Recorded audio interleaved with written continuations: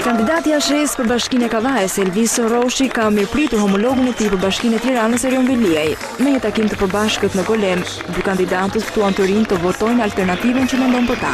Roshi u ka shpjeguar të rinjve që kreu i opozitës është alternativa që ai cilësoi mashtruese e qeverisjes lokale prej të djathtëve. Ish kryetari i Bashkisë së Tiranës, që sot është kryetari i opozitës, nga turpi i madh që nuk del Tiranë të gënjej akoma, vjen në Kavaj, kërkon të gënjej qytetarët e Kavajës, duke thënë që do ulin taksat në Bashki Kavajë, kur në Bashki Kavaj ka taksat më të në Shqipëri, duke thënë do ulin 25% thotë energjinë elektrike, do vetë thënë Erionit.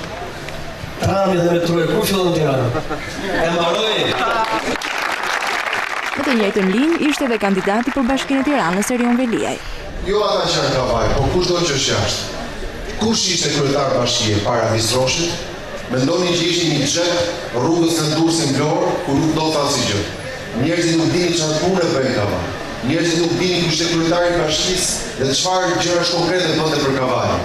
Dy kandidatët për dy bashkitë kryesore të qarkut të Tiranës u zotuan për ndërtimin e rrugës së shkurtër Tiranë-Pezë-Kavaj.